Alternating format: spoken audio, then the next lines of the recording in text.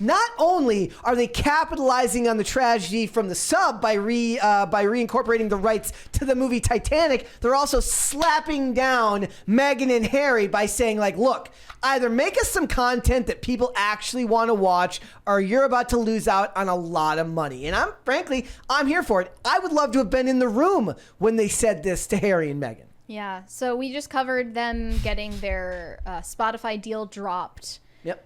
That was some fun schadenfreude. Because also, I saw this other thing that where basically they were saying, like, were you here when we were talking about her faking the podcasts? No. Okay, so that came out right after. Yeah. I was like, the timing. Basically, what was happening was like she would be there if she was interviewing somebody famous, like Serena Williams or Mindy Kaling. But if it was like an interview with just a Joe Schmo 32 Electric Boogaloo who's got a book coming out, her producers filmed those interviews and then they laid her voice in over it, to make it seem like she was the one that did it. Which was the real issue with Meghan Markle's podcast, which I unfortunately listened to at least a few episodes of for research purposes.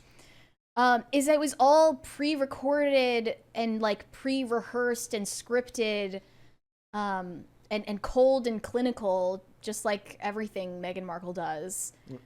Like, she couldn't come off as an organic personality to save her life. She's not an organic person. She's an extremely inorganic person. She couldn't even pretend to be relatable. You know who she should do a podcast with?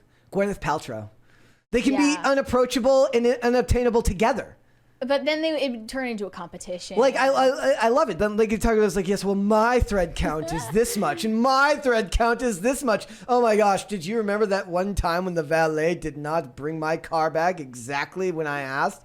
Like, it'd be fantastic. I would love to see when you're Gwyneth Paltrow and you lean into the fact that you don't have any clue what's going on with the common man. That's fine. At least that's her public image. But Meghan Markle wants to seem like this. Gwyneth Paltrow's not a victim. Princess Diana, every woman, when she's anything but that. Yeah. So the honchos at Netflix had a convo with the ex-royal couple, supposedly telling them, make better must-see content or risk not getting the rest of that $100 million contract. Well, how are they going to pay their bills and live in privacy if they don't get the rest of their $100 million contract? Well, it was an £81 million contract.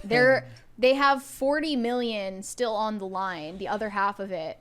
Does that just come through as one like wire a 2-year transfer? Deal, right? Does this just come through as like one wire transfer? Just I have no idea. like I would actually like to be the type of person, like, look, imagine the day, like, I remember Mark Cuban tells this story about the day he bought, like, when he became a billionaire and he bought his private jet. That was like the first thing he bought, because he's like the one thing that you can't buy is time and having the convenience of a private jet. Like, and he talks about how that was the biggest internet purchase ever made, like him buying a jet online. He basically Amazon has like he didn't even want to test fly. Amazon has like the one-click buy option. Like, I'm picturing that, but like I would like to be there if I was Meghan or Harry, or if I'm somebody some brokey as Andrew Tate would call him. Imagine you sell some idea worth $100 million.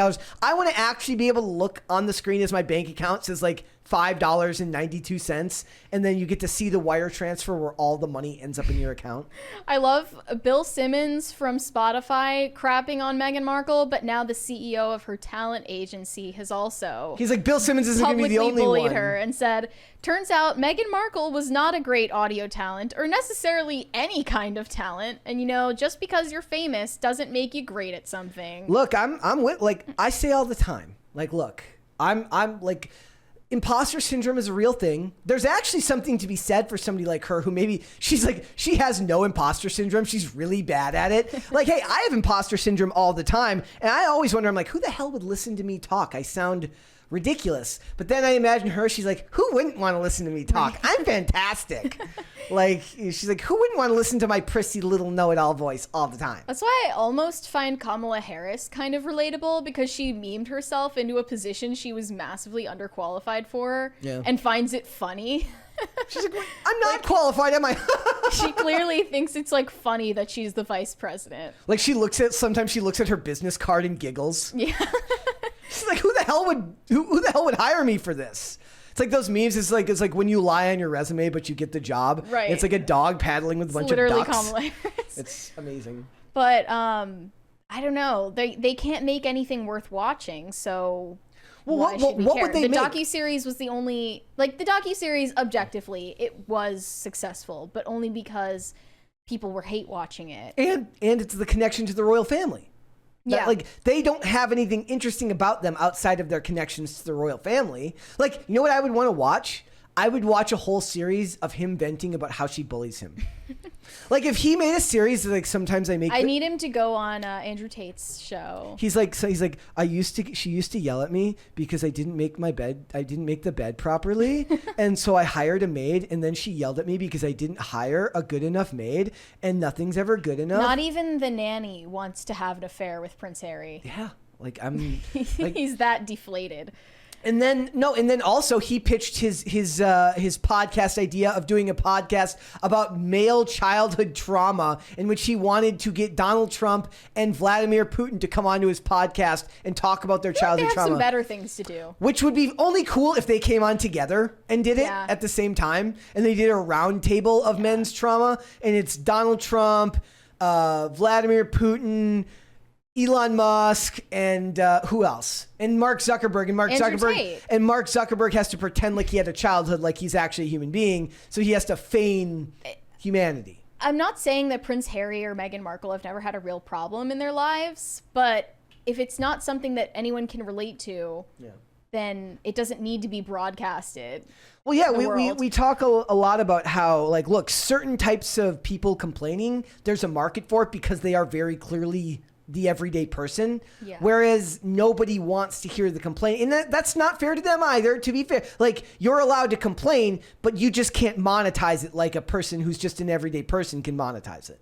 Yeah, I mean, there are mental health podcasts, they're just not run by Prince Harry, who is the pinnacle of privilege. There is some hard truths to the world that, like, look, you can become rich off of complaining, but you can't be rich and stay rich off of complaining. I mean, they could retire right now and never work again or create anything else in their lives. So I don't know why they're still on the grift anyway. Like, people listen to podcasts like this, or podcasts like, or other people that complain about entertainment, because they understand that they live a life similar to theirs, right? Mm-hmm. They're working, they're working, they're living their life, they're maybe paycheck to paycheck. They have a life that a person can empathize with. Therefore, the complaints feel more as if they have a connection with what that person would say. But when somebody who's like, look, they sent me a black BMW rather than a red one, that doesn't resonate with people who have a large demographic. It's also sort of like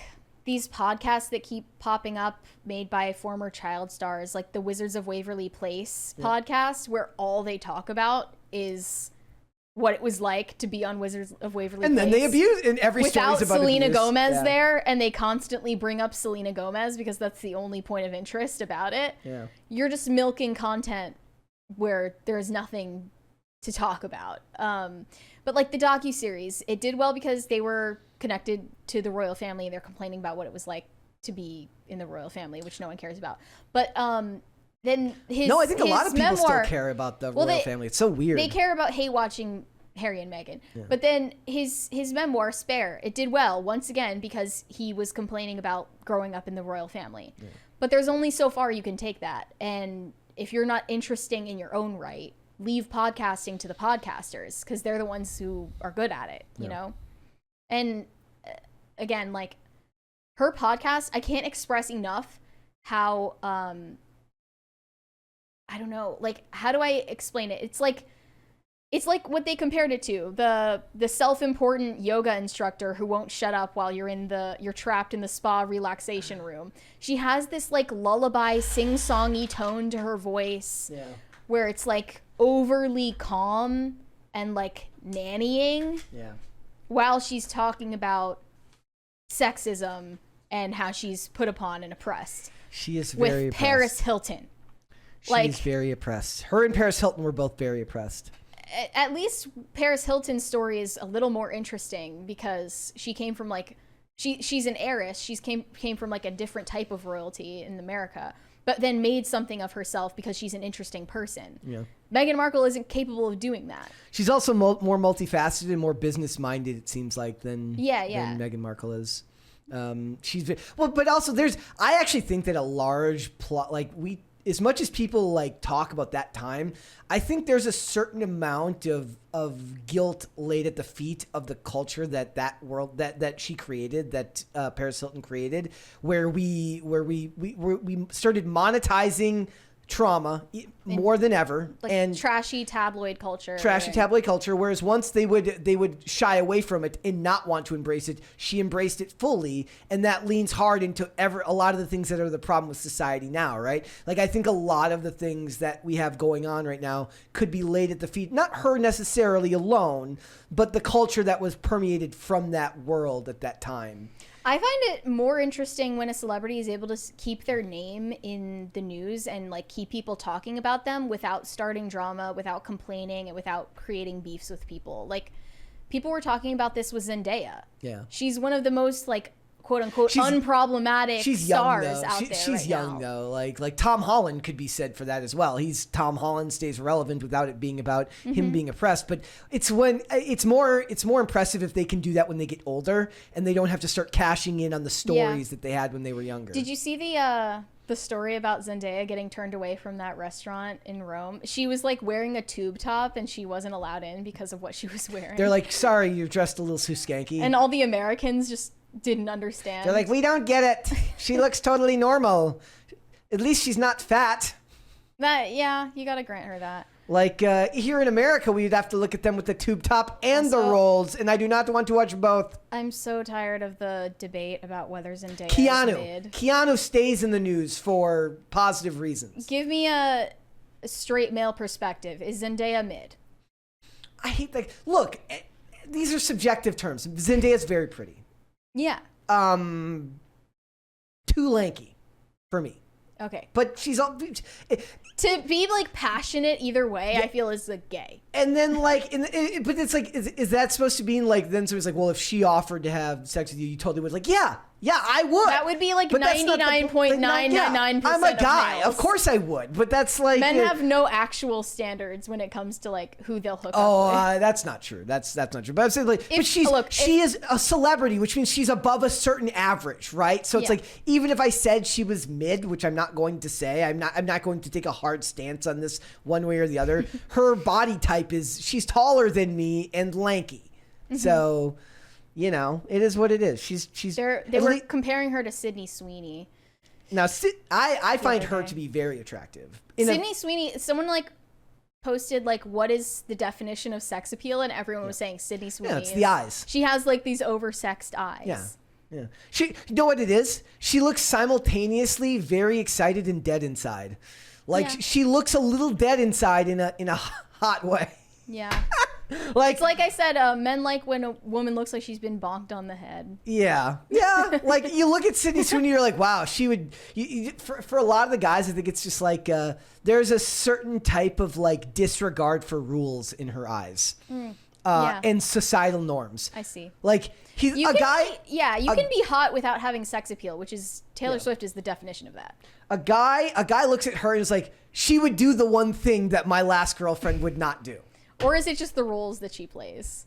I mean, I don't think that's it. Because I think if you saw her in public and hadn't seen a single thing from her, her eyes are going to do it to you either way. We got a $20 one there from Dirk Devil. Sorry, I'm waiting for it to pop up. He said, Brett says Zendaya is very pretty. He also said The Flash was a solid 6 or 7. Keep that in mind when you ask the king of generous appraisals if she is attractive. Love the guy, but he takes speak no evil to an extreme. Is that true? Am I too nice? Is that why the ladies don't like me? Because I'm too nice? I hear that's the reason ladies don't like you when you're too nice. I think she's obviously above average. Yes. But there's which also... Which is not mid. But right? there's also such a thing as like, look, you can be above average and still objectively be like, she's taller than me and extremely skinny. You're talking about it like if you actually had the option. Yes. To date her. Yeah. If Zendaya were in your DMs right now, would you go on a date with her? I'd put those lifts in your shoes and get it, King. Or stilts. Actually, no, it doesn't matter because she's taller than Tom Holland and he doesn't seem to care. Yeah, maybe she likes. Or no, maybe she's taller than him with heels on. or something. Oh, okay. Like something like that. But yeah. You'd be taller than almost anyone with heels on, though. Thanks for watching. Listen to full episodes of Pop Culture Crisis on Spotify. Keep up with us on social media and make sure you subscribe and ring that bell so you never miss the show. Bye, guys.